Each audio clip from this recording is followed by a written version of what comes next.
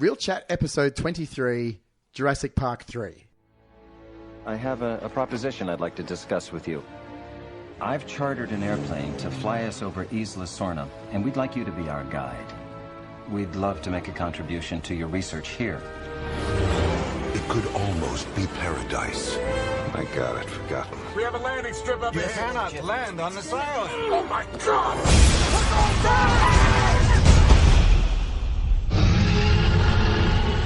But in this forbidden place, where man has tampered with nature...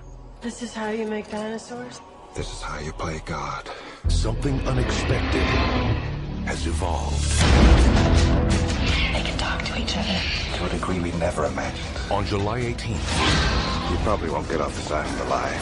it's not just a walk in the park.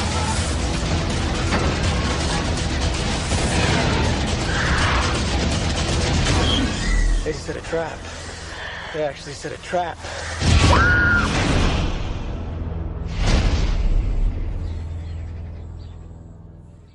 This time, it's not just a walk in the park.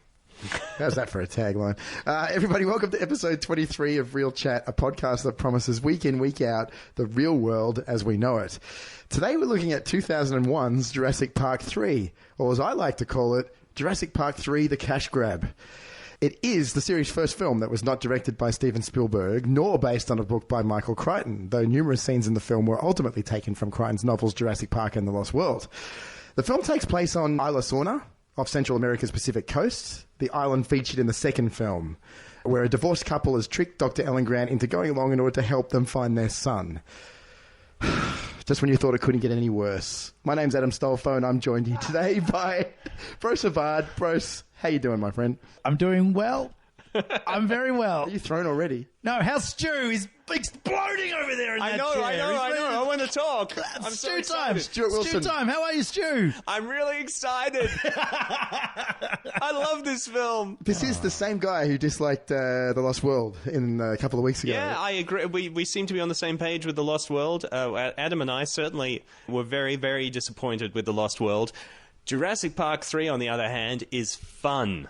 It's a fun film where dinosaurs run around and eat people. It's like, what? That's it. That's all you need to do. Once you get to the third film in a franchise that's about dinosaurs and people, you don't need to worry about the other stuff. Well, this is all you need. This is definitely a sequel to The Lost World. It's not a sequel to Jurassic Park. In terms of it's taking what The Lost World went off and did, and in your opinion, doing it better. But Okay, and would you argue that Jurassic World is more of a sequel, possibly more of a sequel to Jurassic Park? It looks like it. Since it's yeah, a similar potentially. setting? Potentially it is. Definitely yeah. with the setting. They're the elements that I am excited about Jurassic World about is that idea of reevaluating what a theme park is and then using that as the basis for the Jurassic World. The tiebacks to the first one are the parts of it that excite me the most for obvious reasons. You mean because BD obviously- Wong? BD Wong? Yeah, completely. That's who you want to see. Yes. So, Look, it's worth saying, and maybe for every podcast that we do henceforth, BD Wong is back, people. And I know a lot of people have been stumbling around and wondering where the hell BD Wong is.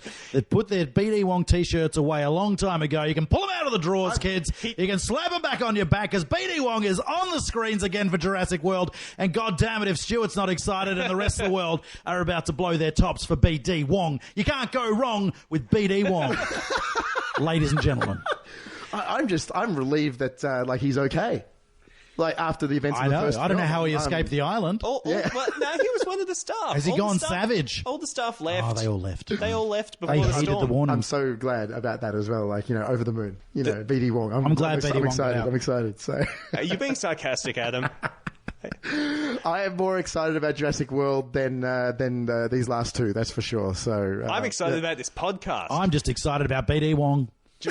Jurassic Park 3. It's been too long without BD Wong. This is an episode of our Vintage Vault retrospective series, a conscious effort to tie in selected shows with something of relevance to the present. And with a new fourth entry to the franchise, Jurassic World, out this month, I'm sure you'll all agree that there is no better time to look at the Jurassic Park franchise, even when it's deteriorated at such an alarming rate. So we're here to speak about it anyway. Okay, so... I'm filled with religious fervour to spread the good word of Jurassic Park 3 because so few people have actually seen this film, anecdotally, it seems, or they have seen it but they can't tell because they mix it up with The Lost World. And they don't believe me that it's actually a rollicking good time, possibly because they've been burned by The Lost World. I watched the second and third ones close together. I know this film would have been better with B.D. Wong in it, but... Look, the casting in this film is really good. The characters are slightly better developed than in Lost World, and there is a bit of a journey, even though at times it's very predictable. The big, freaky, evil T-Rex dinosaur... It's not a T-Rex. Spinosaurus. The Spinosaurus kind of gives me the irrits, just because they spent so much time building up the T-Rex as the most feared animal on the planet or in history, and then they just introduced this. Oh, we forgot about this one. It's behind a tree. So that kind of what? It's amazing. It's fantastic. Is it a real animal? Yeah, Spinosaurus. Okay, it's real, but it's the fact. I wasn't into dinosaurs or trains when I was a kid. I'm sorry.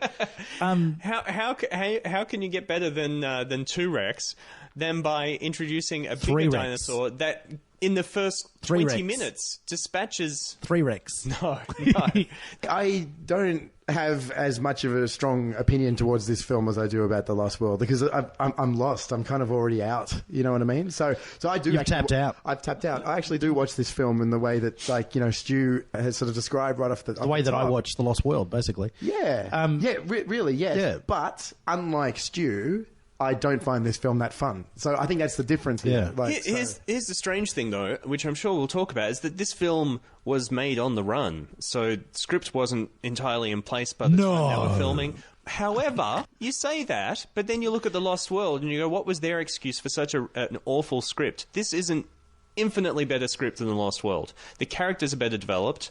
How much was left on the cutting room floor from this one, though? It's only 90 minutes. Yeah. It is. Well, you say that. There's a climax that's missing. However, we got that extra climax in The Lost World and everyone hated it. San Diego, my friends. Yeah. Hashtag never forget. So... already it's better, and you know what? Alexander Payne is in there in the script writing department too, which is a very strange thing. We'll talk about that later. Yes, we will, definitely. So Jurassic Park 3 is a Universal Pictures and Amblin Entertainment release. It was released on the 18th of July 2001 in the US and the 30th of August 2001 in Australia. So the Lost World was 1 week apart, Brose. This was over a month. Wow. So, like, the world wasn't waiting for Jurassic Park 3, were they? No, they weren't desperate. They weren't clamouring. They weren't lining up. If they were in Australia, they're lining up a month longer. So that's right. Yeah, it was what it was. It was shot primarily in California and Hawaii in the US, with a budget of an estimated $93 million, so easily the most expensive of the three films. Yep. And it grossed $368 million, which is hugely down on the first. Is that worldwide, or is that? Yes. Yeah, right. Is that that's low. That's half as much as the Lost World. Lost World. Yep. Yeah. It's the Lost Takings. It was the most expensive and the least profitable. So this is why I guess it's taken nearly 15 years for us to get the next one. Mind you, 3 times your estimated production budget isn't. No, I'm not saying it's a terrible. flop. Yeah. No, it's not a flop. But compared to the first diminishing two, returns. but majorly diminishing. Yeah, it's how the world used to work back before there were Fast and Furious movies, where they somehow started to make more and more money. How do those films make more and more It's money? a mystery. They're already making an 8th film. Yes. How many times can Vin Diesel tribute Paul Walker? He did the tribute at the awards ceremony recently. The dude died 12 months ago. I see your face. Vin Diesel is tributing Paul Walker to sell fucking tickets, and it's shameful. You don't tribute your mate 12 months after he died on an award show on national television, shown internationally around the date of your film's release, because you love the guy. You do it to sell tickets. He did name his child after Paul as well. Right, there's a tribute. Let's move on. How many tributes does he need to do? Did you hear that sound? That was all the Paul Walker fans that listen to Real Chat switching off. Goodbye. No regrets. No, Vin Diesel's cynical tributes gave me the shits this award season. Fair enough. Okay, so Spielberg's gone from Jurassic Park 3. Wait, hang on. No, not in the same way that Paul Walker's gone. We're not breaking news on Real Chat. He's still with us. He's kicking ass. Spielberg is out. All right, he's not the director of Jurassic Park 3. We've got Joe Johnson instead, Stu. The guy that was supposed to direct Jurassic Park. He what? The Lost World. Lost World, yes. So Joe Johnson is an American film director and former effects artist, best known for such effects-driven movies as Honey, I Shrunk the Kids, Jumanji, The Rocketeer, October Sky, The Wolfman, and Captain America, The First Avenger has been his most recent film. Interestingly, his 2 most recent films I don't think have been very good. But there you go. He did actually just take on the Wolfman gig as some easy cash, because the previous director pulled out. Real it was a shambles. Matt wasn't very happy with the Wolfman. Yes, that's right. He mentioned that during the American Werewolf episode. So Johnson began his career as a concept artist and effects technician on the first Star Wars film. And his association with George Lucas would later prove fruitful, winning him an Academy Award for Best Visual Effects for his work on Lucas and Steven Spielberg's film Raiders of the Lost Ark. He continued to work on many films as an effects expert and acted as associate producer on the film Willow. In 1984, Lucas gave him a salary and paid his tuition to attend the USC School of Cinematic Arts. And Johnson left after a year, saying he was not asked to return because he broke too many rules. So he's a bit of a maverick. You can't contain Joe Johnston. Yeah. How's it go, Stu? It's Jurassic great. Park III. I like this film. Have I mentioned this? It doesn't pause for breath, which is really good. There are no dead spots for me. The worst part of the film is the opening few minutes where we have some shoddy blue screen work with the parasailing. The parasailing, yeah. And I imagine it was a last-minute thing. Perhaps it was even the last thing they shot. Who knows? But then, once the film gets started, it's just bam, bam, bam. It's so quick. It is really fast-paced. It doesn't leave you a lot of time to think about it too much. And it's very front-heavy. That's not a bad thing. Very front-heavy. The big action scene is at the 22-minute mark, which blows my mind every time. But very quickly, first thing, Sam Neill's back. Oh my God, so awesome. Wow, Sam Neill's there in body. I didn't get to... Maybe not in mind. Oh, Correct. I don't agree with that. No, Sam Neill does a really good job. He does very with the well. material he's got. Yeah, I think he's kind of walking through it a bit, though. Because I wasn't on the Jurassic Park podcast. But Sam Neill is really good because he can do B-grade schlock, and he can do indie films, and he can do big Hollywood blockbusters, and he's just breezes through it. And even the silliest things can happen. Even in Jurassic Park, when he calls to the brachiosaurs and makes that noise to attract their attention, it's ridiculous. But the way he does, I don't know. He makes everything work. He does bring a credibility, and he brings gravitas to otherwise hokey scenes. We should correct also, I think in Jurassic Park we referred to him as Australia's own Sam Neill. He is, of course, a New Zealander. So that's worth pointing out. But we'll claim him. We'll claim him. If you won't take Russell Crowe back, New Zealand, we're taking Sam Neill as well. You did also mention Harrison Ford, the idea of him being in Jurassic Park, and apparently Spielberg did suggest it to Ford early on, and he said, well, I've done an archaeologist, I probably shouldn't do a paleontologist as well. But yeah. Geez, that would have been a very different film. Harrison Ford in Jurassic Park. Yeah, I mean, I actually have... I'm a huge Harrison Ford fan. He has a narrow range, but all his characters are very different. I mean, Han Solo is not the same as Indiana Jones, is not the same as Jack Ryan. So I have faith that he could have created a new character, even though it seems similar. So just quickly as well, just back to Johnson. Yeah, how'd he go? In directing this film, you're happy with his work? Yeah, absolutely. The action scenes are amazing, and that's something that Spielberg obviously was really good at. Even in Lost World, which we hated, the action scenes were good, and he delivers the goods here. Yeah, I think he does a really good job. What do you think, Brose? Yeah, solid. There's no obvious flaws in his direction. The action is seamless. The dialogue... And I guess that's one of the key things in the first Jurassic Park film, and they lose sight of it in The Lost World, is that in the first Jurassic Park film and this one, dialogue and exposition's done on the run. Mm-hmm. And it's really nice to have it done on the run. It's not stagnant and standing around and talking. And if they are talking, and they're reminded very quickly that they're being chased, so they keep moving. And exposition is great when it's done on the run, because you don't sit there and focus on this weird, awkward sitting around somewhere scene where they're talking about what is going to happen or what's happened or whatever. You get it tied in with the action. You get everything moving forward. You get that energy. And like Stuart was saying, because it's so fast-paced, it's a good way to get through exposition and feel like it's just part of the action sequence. So Joe Johnston brings that element back from the first film, which I think Lost World could have benefited from. 4 people are credited as writing this film. Michael Crichton gets the character's credit, but of course, like we mentioned off the top, he wasn't involved in the script. Basically, characters created by, I guess. Yes, that's the kind of thing, yeah. But the 3 writers, Peter Bookman, Alexander Payne, and Jim Taylor. Now, I can't say I know that much about what these guys have done previously. Alexander Payne went on to direct Sideways. Okay. Nice. So completely different kind of film, and is well known for being quite a good writer. And I did wonder this most recent time if his work on this is what makes it so good. 5 weeks before filming began, Johnson and Spielberg rejected 5 weeks. That's amazing, isn't it? Yeah. How's this, bros? 5 weeks beforehand, Spielberg and Johnson rejected the entire script as they were dissatisfied with it. $18 million had already been spent on the film at this time. Jesus. The rescue mission plot, which had been suggested by David Cope, who was obviously the writer of the first 2, was used for the film instead. Alexander Payne and Jim Taylor began rewriting the script in July 2000, and Johnson said that the script was never finished during production. This sounds very familiar. Alien 3 anybody? And we shot pages that eventually went into the final script, but we didn't have a document. So I'm never surprised when I hear this story when it's a film I don't like. Look, it's not as rare as you would think, starting a film without a finished script. Throwing out a script 5 weeks beforehand. If you have a completed script, that's quite rare. But the other thing too is this film is driven by the set pieces. There are elements of this film you can shoot without, I guess, a continuous narrative to a degree. I don't know. It's awkward. I think the initial film was a group of young people that were on the island, I think.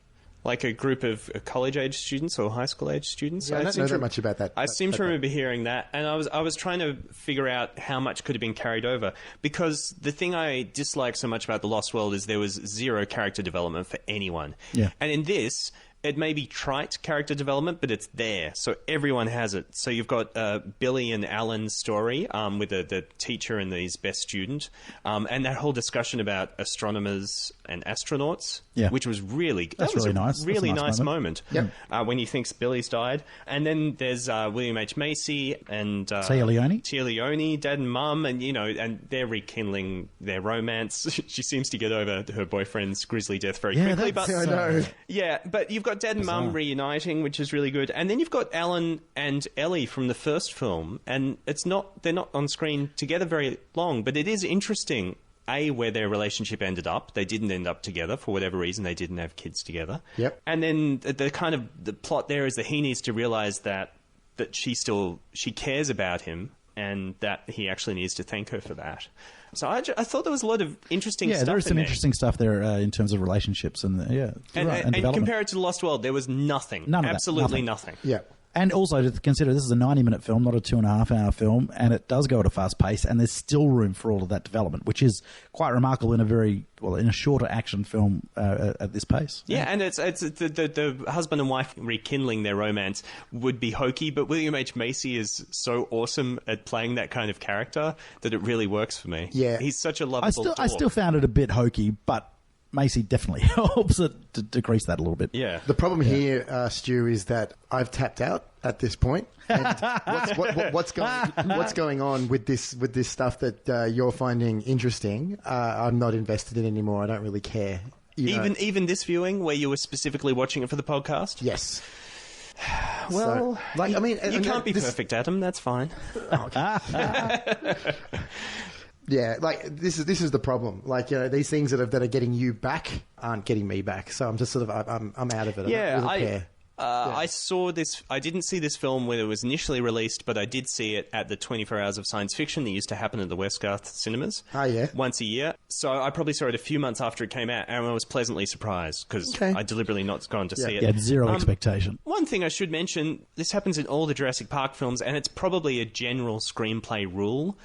The 20-minute mark is when the fit hits the shan. So it happened in the first dinosaur we see in Jurassic Park is at around about the 20-minute mark.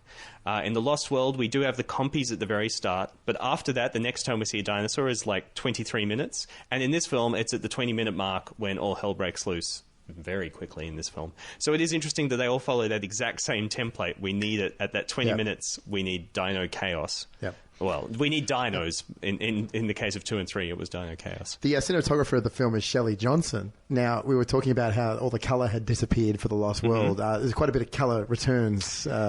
It hasn't aged as much. I always find the original Jurassic Park so strange with its primary colour palette. Yeah. And it works because it's a theme park and there's lunchboxes in the background that are all primary colours, but it always seems a bit quaint, I guess. Spielberg was so determined to not make a horror film that he did that. And then, the second one was so dark, and this kind of brings a bit more colour back in, but... This movie's not dark. No, it's the most modern... It hasn't aged as badly as the first two, I think, in terms of the colours and the lighting. So, Sam Neill returns, plays Dr. Alan Grant, very popular character from the first film, obviously. He's since developed an apathetic attitude towards the creatures he once admired. That's the main character change that I noticed this Well, time. no, he kind of decided that dinosaurs are the bones in the ground, and what he saw on the island are mutations or representations of those animals. They suggested that in the first film. They say that. B.D. Wong says it, in fact, my favourite actor of all time. Since 2 hours ago. But no, I like that element. I like the element that he said, no, these aren't actually dinosaurs. These are recreations that are mutants of, and they don't behave like dinosaurs because they're not, they're facsimiles. And I like that element, that he's finding comfort back in his bones and fossils. He's doing all right, like we've mentioned off the top, but Sam Neill screams Bill Murray in Ghostbusters 2. I mean, he's like... You said that in the previous podcast, and I was listening to it and I didn't understand what you meant. Sam Neill doesn't feel that overly comfortable to me in this movie. No, what do you think, Brose? Yeah, I got that feeling. I mean, I think he's still good and he's very charismatic, and Sam Neill on a bad day is better than B.D. Wong on a good day. Yeah, but wow, biggest fan. So he's always going to bring an element of integrity, but I still think he's just there for the money, and he's just kind of walking through his role a bit. I'm not saying as a disservice, because I would also think that on set with William H. Macy, he's feeling challenged at least a little bit to turn up, because you don't want to get outacted by William H. Macy. No, he's been in a lot of shonky films. I'm not entirely sure. I mean, Sam Neill. He likes the job. I mean, In the Mouth of Madness... I guess it's that. It's the same thing, yeah. In the Mouth of Madness is a ridiculous film. Why would anyone sign up for that? Yeah, I think he's really, really fun. And... you probably hate it, but one of my favourite bits is when he falls asleep on the plane and the dinosaur talks to him. Alan! Alan! Wake up. I'm almost there. It's such an out there moment. It's really strange. It is an out there moment. It's jarring. It doesn't fit with the rest of Jurassic Park. William H. Macy plays Paul Kirby, the owner of a hardware store who poses as a wealthy businessman in order to lure Grant into helping search for his son. He's just so funny. That discussion about when he's bullshitting about climbing K2, and he's like...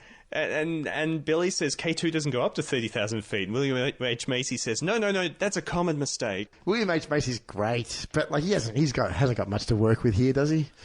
I don't know. I didn't see the twist coming with these two that they weren't. Really? I wasn't really paying attention. I would have said. I would have said they weren't at all convincing as a millionaire couple, but. That was fine because 10 minutes later we find out they're bullshitting. So yeah, I don't know. I quite enjoyed I like these two. Obviously, Tia Leone and William H. Macy had fun with each other, and they're very playful. And I kind of get the chemistry's good early on, and I like these guys. I love William H. Macy in anything, but yeah, this is great. Tia Leone plays Amanda Kirby. I'm sorry, guys. I don't agree. I wanted to throttle her throughout the course of the entire movie. She drove me insane. I don't know if absolutely insane. I don't know if Stu and I are qualified to deal with your issues with strong female characters. No, I don't know. You know the bit that probably annoys you the most? I actually just her yelling out over and over. I actually find that really funny when she comes across her dead boyfriend stuck in the parachute. Oh yeah, and starts screaming, and it's a kind of a Family Guy thing where it starts to get annoying, and it goes on so long because she gets tangled in the parachute, and it gets worse, and the skeleton's buffeting up against her. I just found that even funny. I found it hilarious. Slip my wrist and then kill me, running away and screaming. It was great. I didn't find it funny at all. I was just she shit me in this film. That's all I get to say. I don't quite understand how she got over her dead boyfriend so quickly. That really blew my mind. That bit was really badly written and kind of badly explained. Fair enough, she's worried about her son more. I get that. Yeah, that makes perfect sense. But the boyfriend hasn't been on the scene very long. Yeah. However, you don't wish him to be killed by dinosaurs after a parasailing incident. His decayed remains. That's a hell of a way to break up with someone, isn't it? There's a lot of work. You've got to clone dinosaurs to start with. To be fair, it was a lot easier than having a talk. Come on. No, I get you. That's true.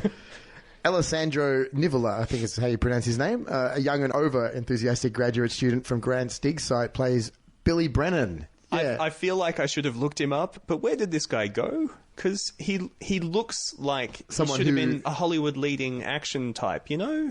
Was he in? He was in Face Off. Yeah, I was going to say he was in Face Off. There we go. He was the Nicolas Cage's brother, I think. Okay. He was recently in American Hustle as well, but there you and go. he was in Selma as well. In fact. Yeah, I think he does a good job. I do quite like his relationship with Sam Neill's character, like I said, and it is interesting that he obviously looks up to Sam Neill's character but finds, the paleontology digging in the dirt bit kind of boring. Yeah, because he's a thrill seeker. Yeah, that's established. Yeah, and I think that works quite well. And like I said, it's all because of that discussion later on about astronomers and astronauts. And Trevor Morgan plays Eric Kirby, Paul and Amanda's 12-year-old son, stranded on the Site B. Yeah, he was in a lot of films around this time. Yeah, he was in The Sixth Sense a few years before this. I think he played one of the. It was the kid who had the birthday party. Haley Joel Osment. Yeah. So he's probably one of the more interesting characters in the film. Yeah, I found. I didn't mind him. He gets the nice little callback when he meets Sam Neill and suggests that he liked Sam Neill's book better than Ian Malcolm's book. Oh yeah, which is a nice moment. And again, it's that thing with Jurassic Park having tiny links to the other films, but not being overly concerned with being a proper sequel. I love Trevor Morgan in this. He was really playful and he was a lot of fun, and he's living that hull, the bus or whatever it is, the truck hull with all these supplies, and he's been. I love the energy it brings. It almost heralds that Spielberg adventure element. Yeah, Goonies kind of. That Goonies kind of feel. When he first appears and he's covered in the camouflage. Yeah, he's worked out how to survive very quickly, and it comes back to that thing that I like about Jurassic Park as well, is when smart kids don't seem ridiculous, because kids are smart and they can adapt and they can learn things quite quickly. This makes more sense than Lexi being able to hack into the system's mainframe. Absolutely, it does. But yeah, he's a smart kid. He's worked things out. He's adapted. And it's the kind of thing that when you're a kid, you wanted that kind of adventure, so he embraced it. And yeah, I love the energy when we find him again. First of all, because we knew we were going to find him, but to find that he'd adapted and he was really in his element was just really joyous for me. I really enjoyed that stuff. This is definitely my favourite element of Jurassic there you Park go. 3. It appealed to the kid in you all. Yeah, but I think it felt appropriate and maybe had a nice tie back. And it explains why he's still alive. Yeah. It's really, and it doesn't seem ridiculous to me. You don't want to linger too long and work out what happened with him and his mum's boyfriend. Did he stand there watching him die for days? No. Did he let the boyfriend die so he could escape? Like, what did he do? This is dark. That's dark. Stop that. Stop it. Stop it. Was he collecting dino pee whilst the dinosaur was eating his mum's boyfriend? I don't know. It was an interesting decision to bring Laura Dern back. She's the member of the supporting cast who I'm just going to make a mention She had a great day of filming, didn't she? Yeah. I quite liked it. Some of the best phone work I've ever seen. I particularly like her thing at the end, insofar as that she needs the tiniest amount of information and she just goes nuts and calls everyone she can. That was great. That was hilarious. Yeah, and she knows about Site B, apparently. So but she must have seen The Lost World. Well, everyone knows. Sam Neill. Yeah, anyway. It is interesting. I do wonder how many people get upset with films that do this. I mean, they had their relationship in the first film, and it looks like they're going to have kids one day. Everything's going to be happy. And then you do a sequel and go, nah, sorry. They didn't end up together. Something went wrong. Which is, quite realistic. Yeah. But I wonder how many people are ever upset by that in the same way that people were, for instance, upset in Alien 3, the opening moments. Yes. But it's that kind of thing where it's interesting. Yeah, it's a nice element of realism brought in. But I do feel that Alan Grant feels he failed her in that relationship for whatever reason. You have no idea why. The dynamic between the two, something that you sense off that. Yeah, well, and the fact that he always seems to feel guilty that she looks out for him. Because he feels like he failed her as a husband, because he, as a husband or a partner, because they never had kids, which is what she wanted. So it is an interesting dynamic there. I do think things like that would have appealed to Sam Neill rather than just another paycheck. Oh, definitely. It's much better than the treatment of the returning Malcolm. That's true. Yeah. No, I will agree with you on that. That's for sure. My favourite sequence in Jurassic Park 3 is the. I don't like that many scenes in this film, but the style and the action, particularly the visual style of the Avery scene, is quite iconic for me in this movie. Right, yeah. Now, the Avery scene's exciting because, of course, pterodactyls was supposed to be in the first Jurassic Park. Yep. And I think, don't quote me on this, I think some of the trading cards had a picture from storyboards of pterodactyls, and that was released. And then, of course, they were supposed to appear in the climax of The Lost World, and that got replaced with San Diego, #NeverForget. And now we finally get to see them, and God, it's a good scene. And the fact that the first time you see them, they're on foot is really interesting. And funnily enough, watching this film, there are so many moments with the long, builds dinosaurs. It's like this would do well with a 3D rework. Yep. In particular, this one. So, Stu, what's your favourite scene in the film? Oh, when they land the plane and all hell breaks loose. And God, it's amazing. It's just the big dinosaur turns up, scary, and then the plane falls, and then they're getting crushed by that, and then they think they're okay, and then they come across a T-Rex, and then they run from that, and then the Spinosaurus comes and fights the T-Rex, and God, that fight's amazing. It still looks good now. One of the best things about this film is that the visual effects haven't dated anywhere near as much as The Lost World, where they look awful. In that Spinosaurus v T-Rex scene, they occasionally were using an animatronic dinosaur for one of them, and the other one was CGI, and that using one or the other worked really, really well. You have to admit, though, Stu, that Spinosaurus versus T-Rex is incredibly disappointing. It could have been the finale of the movie. Oh, I know. It should have been. It's brave that it's all up the front. It's interesting, but it's disappointing as well. It doesn't last very long. Also, I think maybe their logic is, in the opening 20 minutes, the T-Rex gets killed and everyone will be stunned and go, wow, it's a whole new ball game now. We don't know what to expect. I guess that's the logic. And you've got to remember that they did have a climax planned that they didn't shoot. So it's hard to imagine what that would have been. But no, it works really well for me because they're also holding back on the Velociraptors until much later. And the Velociraptors are threatening in a way. Unlike Lost World. Yeah. Yes. So one of my biggest issues with this film, Brose, is Dr. Grant at the university presentation at the start. No force on earth or heaven could get me on that island. I just have a real issue with how easily he is persuaded by money. Well, it's the same as the first one. Same as the first one. It's money for research. He's under. They've explained no one has any interest in what he does, and he's the new dinosaur because they're real dinosaurs. Why are we still digging up bones? Yeah. I know what you're saying. And but they say I don't think they that's basically a big say plot we hole. can give you an open check. I have a bigger problem with the fact that they take a plane to the island. Helicopter. It's going to get you out quicker. You don't need a runway. You don't need. I mean, it's not as tense when the Spinosaurus They also turns can't up. go as long a distance. But then the other thing is you've got to remember helicopter. Going to the island probably wouldn't have happened if it wasn't for Billy. Remember, 'cause Yeah, it was that's true. Billy that's true. that first met with the couple and pushed for it. So it doesn't bother me. The funding angle makes sense to me. Yeah. And in the first film, it's established, and I mean, it makes sense. Eric hears his father's distinctive satellite phone ring. Oh, God. And him and Grant rush towards the sound, only to come across a fence which separates Eric from his parents. Hold that thought. Do you remember the line from The Lost World? And by now we have a complete ecological system on the island, with dozens of species living in their own social groups, without fences, without boundaries, without constraining technology. So Island B has no fences, it just has giant metal barriers topped with spikes instead. The problem is, Paul didn't have the phone, Nash did, and he got eaten. Then when we see the Spinosaurus, but don't worry, there's a fence, cut to the dino breaking through the fence. It's so Never ridiculous. mind, let's go through this wooden door. Sure, he rammed through the metal gates of hell, but don't worry, we'll be safe in here behind this little wooden door. It's too small for the dinosaur to fit. Science, Adam. That, come on. Okay, first of all, that could be the boundary fence. He says no fences, but, if that's the very edge fence, just suggesting. I thought that was weird. There's no fences on site B. There's no fences. It further solidifies my idea that this is a comedy, this film. It's a comedy. comedy. And the phone gag, I just love. It's so stupid. When they hear the phone and they turn around and the Spinosaurus is just staring at them with its head slightly on an angle like it's snuck up. It's ridiculous. Spinosaurus doesn't sneak anywhere, but yeah, nice. Well, you didn't even know existed until now. How do you know? Snuck up on me. Alan at the end is not only able to call the raptors off with his little kazoo toy, he actually manages to get help to arrive in the form of the fucking armed forces. It's a bit of a stretch to how Ellie could actually pull it off as well. Oh, yeah, there's that. Yeah, that's a lot, but that's all right. That's all right. That's just that's kind of amusing. I told you, she watched The Lost World. The communicating with the raptors is funny just because I like watching Sam Neill's face when he pretends to blow into the thing. That's that thing, that kazoo, is it's like the acrobatic scene in Lost World for me.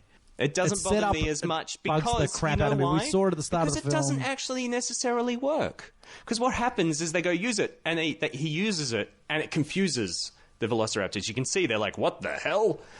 And then they go, "Oh no, try doing something else." And he goes to do it, but then they get scared by the military coming anyway. So it doesn't actually.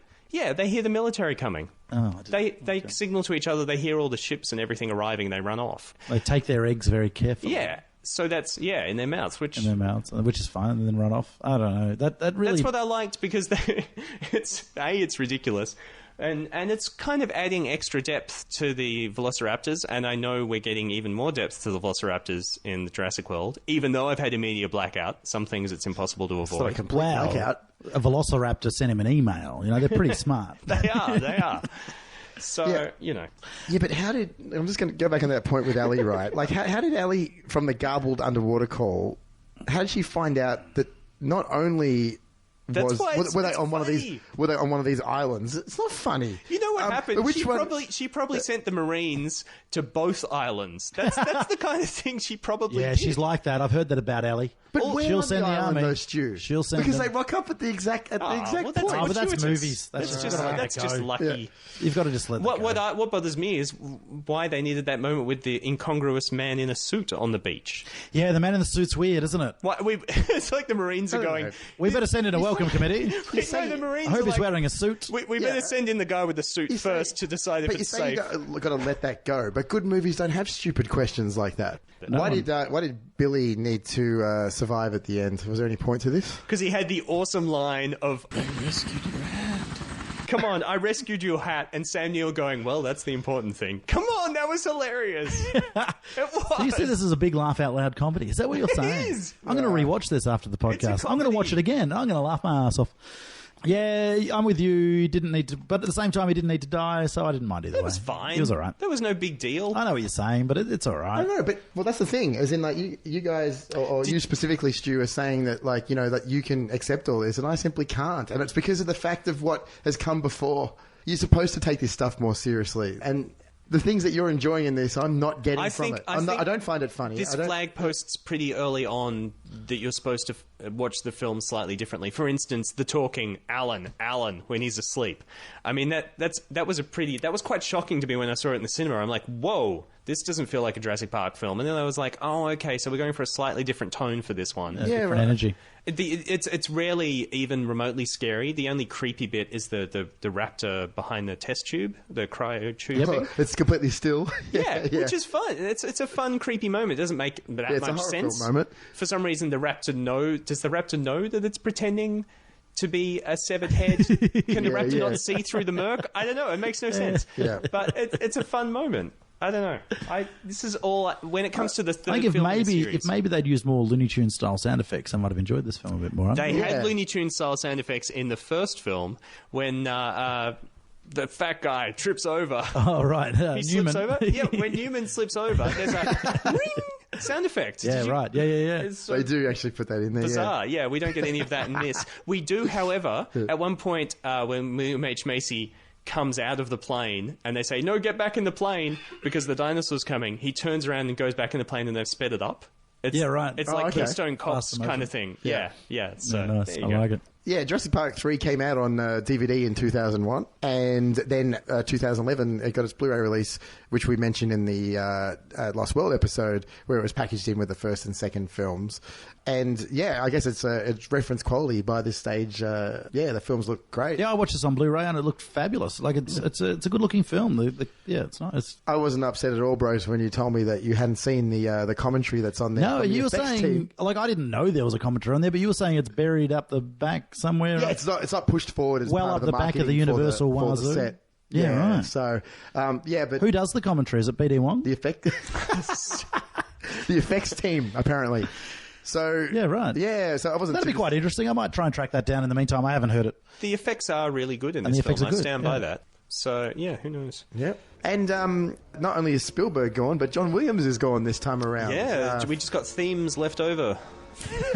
Yeah, you know how on Lost World, Brose, you were saying that the Jurassic Park theme feels really out of place? It feels even more out of place when they use it here. Yeah, it does. It's forced in again. It's wedged in. Is it used less unnecessary? In this than... Yeah, about the same as Lost World, I think. Really? Oh, yeah. I don't remember it. So Don Davis is the composer this time around. Now, Given John Williams was busy writing the music for Spielberg's own AI, he recommended Don Davis to write the Jurassic Park 3 score. Williams' original themes were integrated into the score, as well as several new ones, such as one for the Spinosaurus that focused on low sounds with tubas, trombones, and timpani. The fight between him and the Tyrannosaurus, compared by Davis to King Kong fighting a dinosaur in the 1933 film, had a sort of juxtaposition of the Spinosaurus theme with the one that Williams wrote for the T-Rex. So he's trying to work upon that. But yeah, whenever the Williams themes pop up in this score, I find it's really forced in to sort of go, but remember, this is a Jurassic Park film. Yeah, it's not, I don't think there's anything really particularly good or bad about this score. I think it's serviceable. I think it does its job. Don Davis is obviously most famous for his work in The Matrix. Oh, right, okay. Or the Matrix trilogy, yeah. And he drew the Garfield comics, didn't he? Yeah. That's Tom Davis. Is it? Wrong Davis. Jim Davis. Jim Davis. Oh, Tom Davis was from somewhere. Anyway. And yeah, there's a soundtrack release of it, a 16-track release of the score as well. But yeah, I don't think many people pay too much attention to this. I don't think it has anything. Apparently, very few people pay attention to the film. But yeah.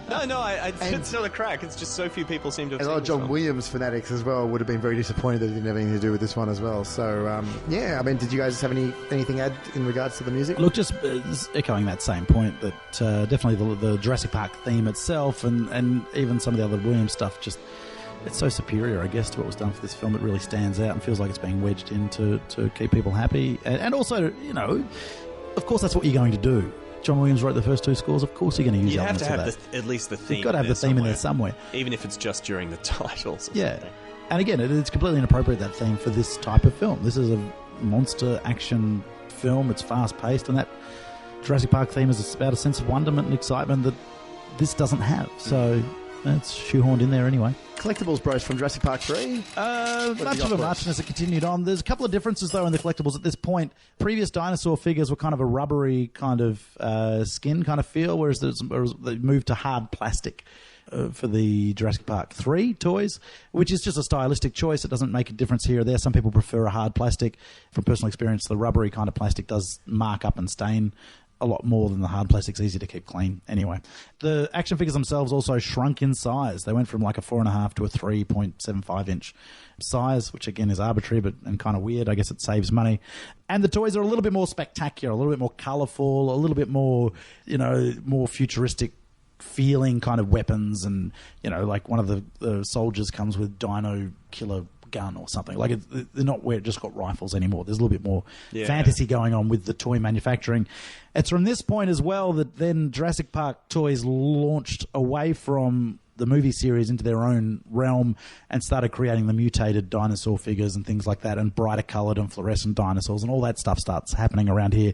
Dinosaur toys that have attachments and harnesses and things for no bloody reason. Like Dino Riders almost. Almost moving into Dino Riders territory. Yeah. So these toys aren't too bad. The vehicles are quite good again. There's plenty of dinosaurs to play with. Again, the characters don't resemble the actors all that much. They're getting a little bit more futuristic, and then the Jurassic Park moves off into a whole different world after this point. It'll be interesting to see what Jurassic World does with the action figures, because these particular figures were not common at this time, or at least they weren't the standard. It was a bigger kind of 4 or 5 inch figure, whereas now a 3 or 4 inch figure is kind of standard for Avengers, the Marvel figures, and the Batman toys and Superman that have come out over the last 5 to 10 years have been a smaller scale. So I assume they'll stick with the smaller scale, but and see where they go, and whether they'll go for photorealistic or more accurate representations of the actors, or again stay where they were with the less identifiable features in the human characters. But we'll see what happens. And apparently there was a couple of children's books released to tie in with the film as well. Wow. Interesting sort of side storylines. Apparently one of them dealt with the 8 weeks that Eric spent alone on the island. Oh, yeah. Oh, that's cool. And another one had Eric and Alan returning to the island to rescue a group of teenage filmmakers, apparently.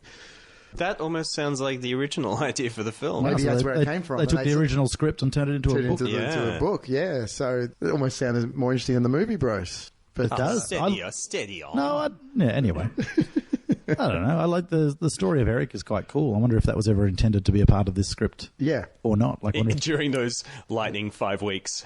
I still get a sense that with this film they might have overshot. And that's something you do when you don't have a finished script. So there might have been sequences that were taken out that were not quite finished. And I don't know, maybe there's more to that. But I know what you're saying. There's 5 weeks to write the script, so maybe this is all they had. That's it. In regards to the awards for this film, there were no Academy Awards or nominations, no Golden Globe Awards or nominations either.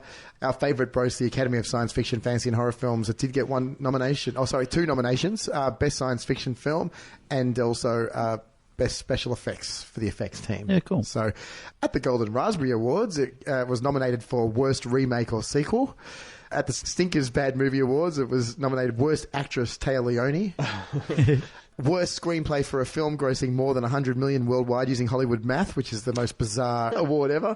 And also Worst Sequel it was nominated for as well. So, fair enough. The Rotten Tomatoes website certifies Jurassic Park 3 rotten with a score of 49%, 78 positive and 81 negative. So almost the same as The Lost World, which was 52. Correct. Yep. Interesting. IMDb 5.9 out of 10. Oh, but a big gap there. Yeah. Wow. So making it for now the lowest rated film in the franchise. I'm just saying for now because obviously we've got a new one coming out. And also after people hear Stu talking about it, they're all going to rush out and buy it and re-rate it, and it'll move up in people's estimations after this podcast.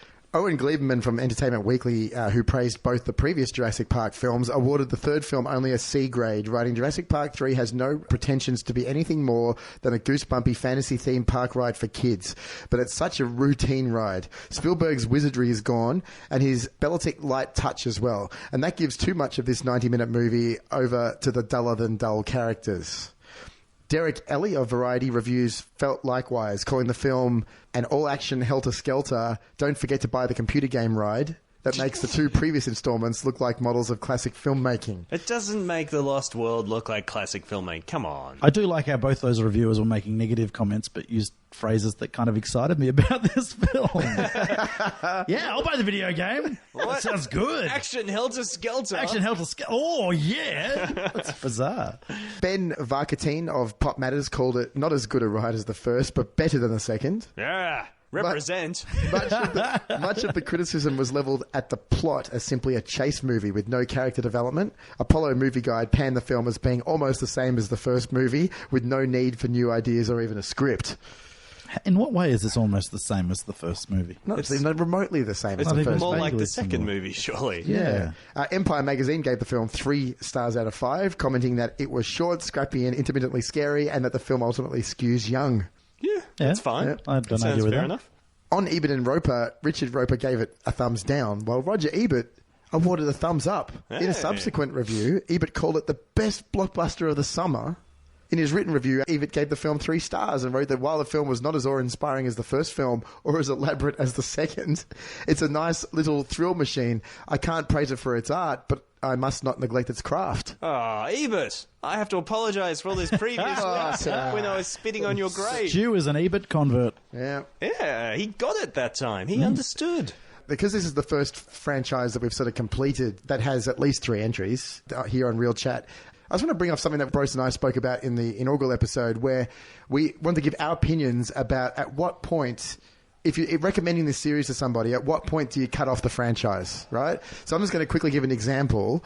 Obviously, we've got this new one, so we can sort of reevaluate, I guess, if Jurassic World ends up being amazing and surprises us all. So my franchise cutoff point that hasn't been recovered by Jurassic World, because we obviously haven't seen it yet, I recommend people watch Jurassic Park and then stop. That's really my recommendation because Jurassic Park is fantastic. And it's just such a shame that it deteriorates so rapidly, in my opinion. And I don't think you get anything out of either part 2 or 3. So I'm telling people that, like, those couple of people who haven't seen Jurassic Park or any of its sequels, watch the first one and get the most out of that you possibly can. But you don't have to watch 2 and 3. In my opinion. So I'll reevaluate that when the 4th one comes out. I'll say whether or not you come back to it. But yeah, my cutoff point for Jurassic Park is after the first film. Yeah, I agree with that. I was never going to see any of the Jurassic Park films. I saw the first one when it came out in 3D and I enjoyed the hell out of it. Yep. But it didn't give me any motivation to want to see the second or third ones. And if we hadn't have discussed it on the podcast, I would never have seen 2 and 3. I probably would have seen 4 because I love Chris Pratt and that would have been enough. And if I enjoyed 4, if I'd enjoyed 4 enough, I might have gone back and watched 2 and 3. So 1 is a completely different film to the second and third ones. I will say, though, if 4 ends up being the kind of roller coaster, helter-skelter fun ride that 3 is, then I would kind of retrospectively or retroactively recommend people go back and watch the second and third ones and then we'd be able to consider 2, 3, and 4 as its own little trilogy, which is a separate monster version of Jurassic Park, and then the original film, which is, I think, is a great film on its own. So Jurassic Park's the cutoff.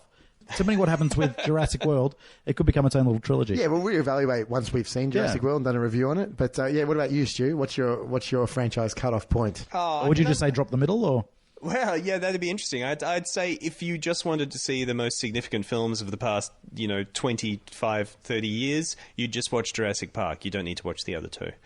If you want more dinosaurs, you can definitely watch 3. You could almost skip 2. I don't know. The completionist in me has trouble with that, even though I didn't like it. But you pretty much could. Would you watch 2 again? Not in a hurry. When I got the Blu-rays, I watched all 3, and that was a struggle watching 2. And would you watch? You'd watch 3 again though, by choice? Oh yeah, yeah. Drop of a hat. That's fair enough. Yeah. Okay. I am going to watch 3 again. Sorry, after we've talked about it today. Oh really? Yeah. Have I enthused you? You've enthused me. And I do have this problem where I will go into a film with a predetermined idea of what it's supposed to be or what it's going to be. But if I now go back and rewatch it, thinking about it being just a fun 90 minutes of action, then I might enjoy the hell out of it. Just remember the opening bit, which has the title come up, and then the 3 is like a slash through the screen, and then the camera zooms in through the slash. That's the kind of movie you're in for. Like, it's not pretending to be anything. It tells you very quickly. I agree with you. It's just that I'm not on board for that movie. Yeah, I think that's the difference here, right? So let's do our 5-star review system. I'll start over here with you first, Brose. I'm going to give this one. I'm going to give it 2.5 as well. But I guess I'd recommend this one stronger. I don't know. If you really love number 1, then have a look at this one. Have a look at this one, and if you watched it in order 1, 3, 2, then 2 may not be as offensive to you because this one changes the ball game. It's obvious it's not trying to do what 1 did. It's not out there trying to be a smart action film. It's just fun. So if you can get that, basically like what Stu's been saying and has convinced me, if you can just get the idea this is a big, dumb, fun dinosaur movie and enjoy this, then 2 might not be so offensive to you. So I'd recommend it. Have a look at it. William H. Macy is great in it. Sam Neill, not at his best, but is very good in it. And it pushes along. It's 90 minutes, and it's quick. A quick 90 minutes. So, yeah, check it out. 2.5 stars, but check it out. It's worth a look. Okay. Stu? Probably 3.5 from me. I do really love this film. I love the fact that it actually feels like Alan Grant again. It's actually the same character. Yeah. Which didn't happen as opposed to Ian Malcolm? Yeah, Ian Malcolm who changed. And it doesn't end in San Diego, so that's a plus. Yeah, that helps. Yeah, people get hung up on things. I've seen fans online complain that Spinosaurus wasn't on InGen's list of dinosaurs and things like that. And you're like, really? But there was a whole second island we didn't know about. Why is this a problem?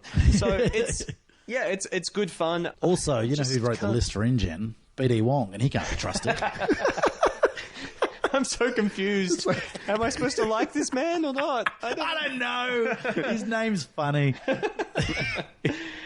So, yeah, I thoroughly recommend this film. And I recommend it to all the people that stopped watching after Lost World. Just give this one a go, and you might be pleasantly surprised. Okay.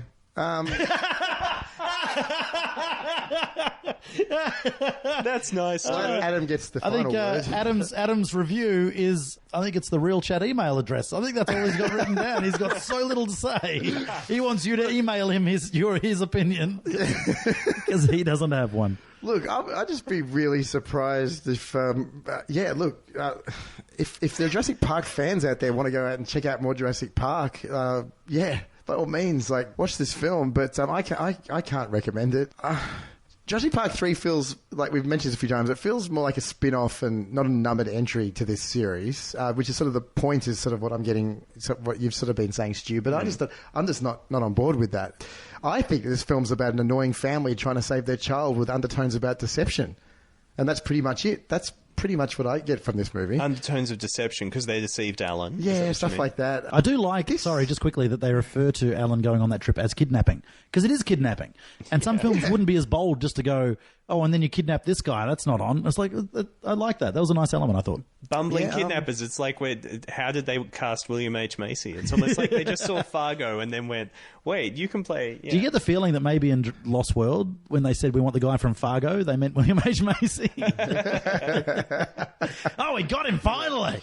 Yeah, I think this movie disappoints because they don't really try anything interesting. I think that's one of my biggest issues with it. The big new aspect was obviously the Spinosaurus, But the way it worked in the movie is no different to any, slasher villain, really. And that's the biggest problem I have. It's just so damn generic. That's really my biggest issue with it. I think it's the weakest in the series, and that's saying a lot because if you all heard my review on The Lost World, I really got stuck into that, and much more than I got stuck into this. I find it to be quite a waste of time. It's extremely disappointing follow-up to an already franchise-sapping original follow-up. I really think it stinks. I'm not recommending Jurassic Park 3. I say stay away in droves, and I give it about 1.5 stars. And I'll be really interested to see if Jurassic World can give me anything, because I really hope it can. I'm curious as to whether you can actually go into Jurassic World with an open mind. Yeah, I can. Can you go in with an open mind? Yeah, it's been a long time since this one. Okay. And I guess that's what they're banking on. That's why there's a big gap. I am excited about Jurassic World because Colin Trevorrow did Safety Not Guaranteed, which was a really, really good film. And I think it works. You're doing a big blockbuster action film. All the set pieces are already designed. The visual effects are probably already, they've already planned them out. They've storyboarded it. They just need a director to come in that can direct actors, can help us with characters that we like. And I think that's the way to go rather than get someone that knows how to shoot action. So I'm quite hopeful that it's going to be good. Yeah, so against all odds, Brose, I actually do have quite an open mind towards Jurassic World. We'll see. I'll be playing back quotes from these episodes to see if you proved right or wrong. Yeah, cool. Yeah, that pretty much wraps it up, guys. I think we'll be looking at Jurassic World. We'll be looking at it in a couple of weeks' time. Yeah, I'm looking forward to it. Potentially the first Real Chat excursion. That's right. As I've stated before, I am the lunch monitor. You've already got that wrong. I am the lunch monitor. And so thanks very much, guys. Thanks, Stu. Thanks. No worries. Thanks, Adam. No worries. See ya. We'll speak to you soon. Bye-bye. Bye. Stay in touch with us by visiting realchat.com.au. Check us out on Facebook. You can follow us on Twitter at RealChatPodcast, Instagram real_chat_podcast. And if you haven't already, catch up with past episodes and subscribe to new episodes on iTunes.